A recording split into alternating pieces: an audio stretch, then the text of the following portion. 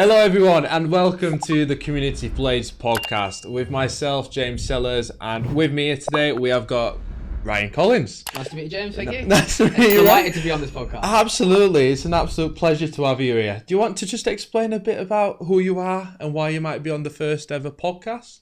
Yes, certainly. So my name is Ryan Collins, as you introduced me. So I'm the Education Manager at Sheffield United Community College. So essentially my role is to oversee all of the education programmes that we run here at Sheffield United. Myself, James Sellars, I am the esports lead, so I look after the curriculum and all things esports, whether that be enrichment or the actual study side of it. And just to actually introduce ourselves as a community college, right, a lot of people actually struggle with the term. So do you want to just explain what it actually means by Sheffield United Community College? Yeah, a lot of people get confused over the link we have with the foundation, but also with Sheffield United as a football club. So Sheffield United Community Foundation is the official registered charity of Sheffield United. So essentially it's Sheffield United but in the community. So the work that we do around the local community. And now where we fit into that, so one of their departments is around education and training, and which coincides with our community college. So what we do is we provide education courses for post-16 and higher education. So we branch out in sport, esports, as you mentioned, which is our new venture, and then we have a degree pathway in sports coaching and in sports business. Yeah, absolutely. So it sits within the Community Foundation, but it is its own strand itself. When it comes to the esports, it is up and coming. So it's been 18 months now since we actually started the esports course, and it's grown so much already, from just being down lava in the middle of town centre with 10 kids to now being in actually Bramall Lane, an esports suite itself, got a podcast studio right here, right now. It's great, especially with the amount of growth of kids that we've got, but just how many opportunities we've provided. And I think it's the same with sport as well, isn't it? Yeah, I mean, just talking about esports first, is when we started this, 3 years ago, when we come up with the idea, we didn't really know where it was going to go, what direction it was going to go in. I've learned so much about esports that I didn't even know.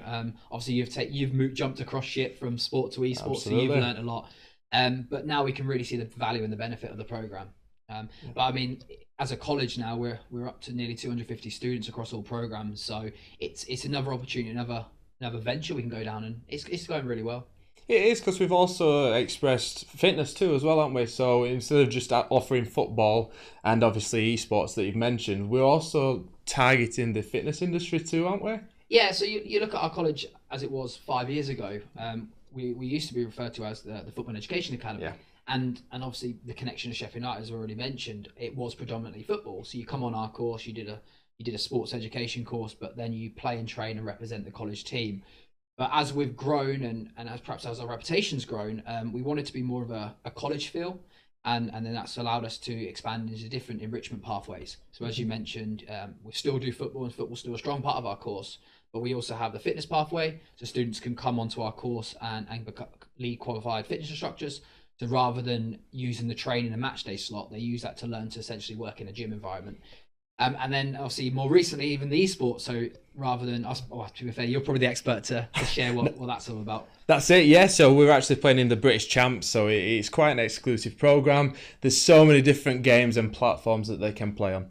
So we've had kids coming and playing Overwatch, Rocket League, Valorant mostly, but we've also got opportunities within FIFA and Fortnite. So we've got a good diverse titles list, and so many of the kids love the fact that they're competing competitively, because at this stage, they might be in their bedrooms, they might be playing games, but it's very casual. Whereas this, it's giving them a competitive edge, giving them an opportunity to play a bit more sort of regimented esports, and training opportunities as well. So we've actually got coaches that come in and do the esports training, which I think would have never been a thing, 5-10 years ago. So that's come a long way in a short period of time. So as the sports and fitness, I think the community college is in a strong place. What I like is we've kind of created our own sort of strap line, your course, your choice. Yeah. So what I do like is we get students from both sport and esports courses having a go at other enrichment pathways. So we know some of our sports students have come over to the esports suite and beat the esports lot in a gaming thing just before Christmas in a competition. No comment. Yeah, we're not going to talk about that. But we also have esports students who probably never participated in sport before have given football a go, and they're going with training sessions, they've played in games, and vice versa. And it just gives students that opportunity to make the course their own. So they pick their education course, and then they bolt on what enrichment they want to do, where they want to go with their work experience, and any additional qualifications they can gain from the college.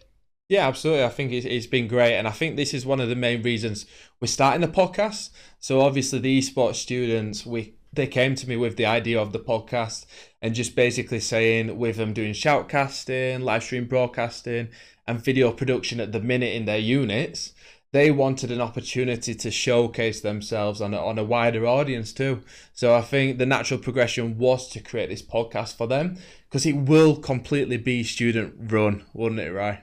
Yeah, and I think that was key. And when you sort of sold us the dream with this podcast and wasn't know what to expect, we just went with it. And I think, like you said, it gives the students employability skills from the other side. So a lot of times in work experience, they're perhaps shadowing. I mean, I'll use it from a sport example. You might be picking up a few cones, moving them around, but not really getting involved too much. Whereas with this podcast being student-led, they're the ones behind the cameras, doing the filming, doing all the digitizing, editing the videos, but also we'll get students on as presenters, and they'll be leading the questions. So when we get some, perhaps hopefully some Sheffield United players in, or some other staff from across the foundation, they'll be sitting where you're sitting and leading the Q&A session, which it'd be brilliant for their personal and professional development. I think it's better for us as well, because they don't really want to be watching us every week drone on, let's be honest. No, and my receding hairline, which I can see in the camera, that's the last they want to see of that. So. Okay, so anybody that's watching, do not look on YouTube, because you'll be able to see that hairline. Audio only, please. Audio only. So Spotify and Apple Podcast for that one.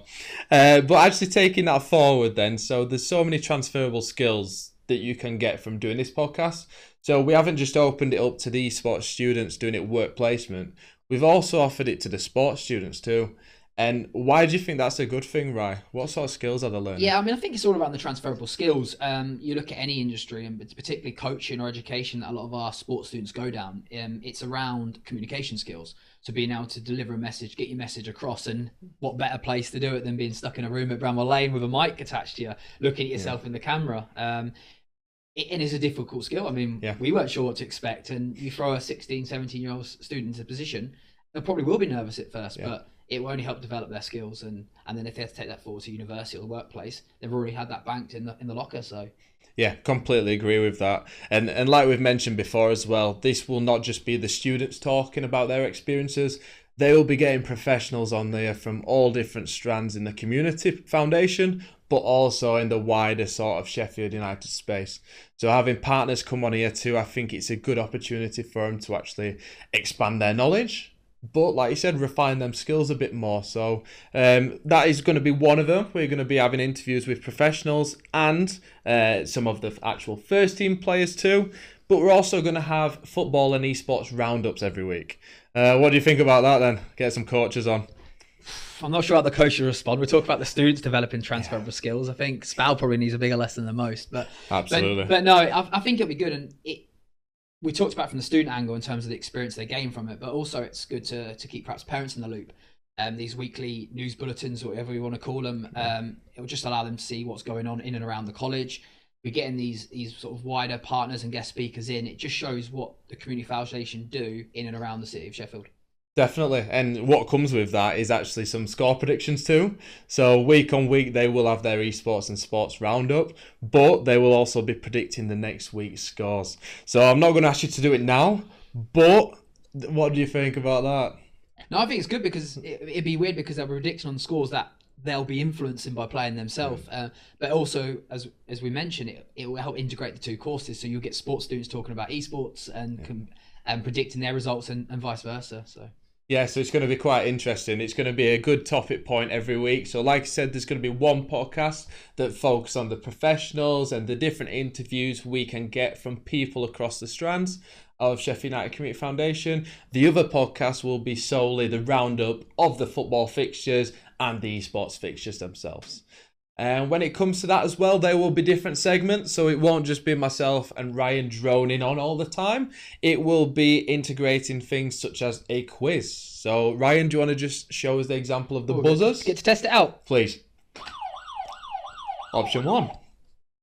And the blue side? Option number 2. Ryan, which is your favourite?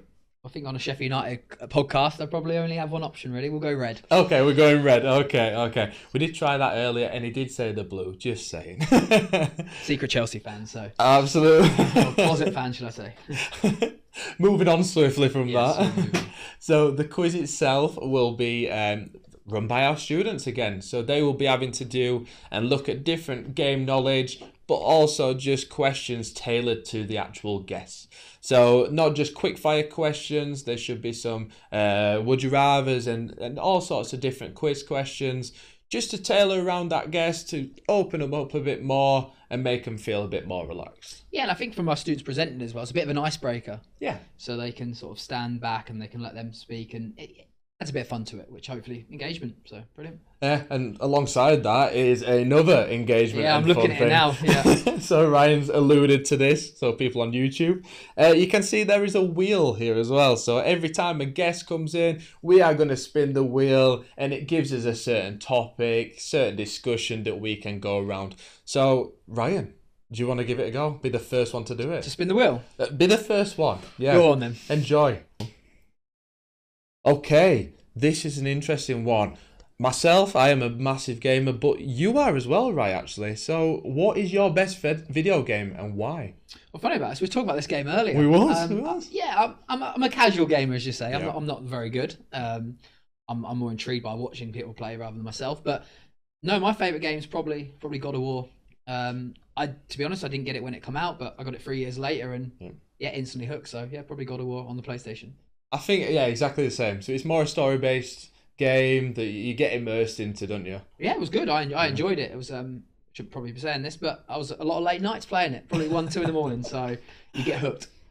Don't follow after us with that. But yeah, so the wheel will be integrated after every guest. They'll get an opportunity to spin the wheel and ask a question, also have a discussion around it. So like we said, we're going to have score predictions too, not just about the sports guys, the footballers. We're also looking at esports. But do you know what too? We're going to stay away from Sheffield United scores. Yeah, do you think that's probably a good move? Especially this season. Yeah, we'll keep the first team out of it. We'll stick just to college. Yeah, we'll stick to the college because the teams are doing well at the minute. Yeah, so. they are. We'll keep on that lines. Absolutely. But coming towards the end of this then, so the platforms that we're going to be watching this on will be things such as Spotify, Apple Podcasts, and YouTube if you want to see the visuals. Obviously, we didn't recommend it earlier, but it might be a good, interesting opportunity. Would you recommend them listening audio or visual? Visuals are fine, but we miss off episode 1. You can start the visuals for next week. Audio only this week, please. Yeah, definitely. Especially when we've got the students here with more charisma. Yeah, exactly. Yeah. You want to see them behind the camera, not us. Absolutely. But yeah, please make sure you give us a like and subscribe. It will really help us out. The students are really going to be trying hard on this, so please keep the comments quite positive, and any recommendations is absolutely fantastic, but just try not to go too far with it.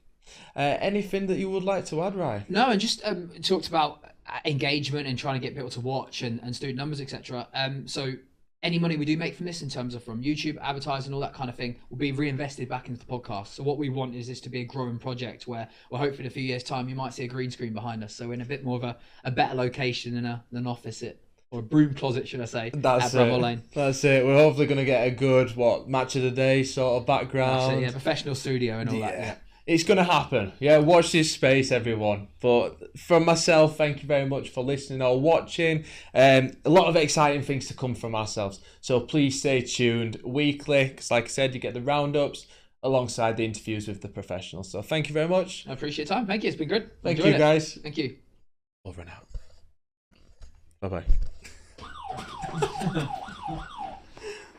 Better? Yeah, I thought that was good.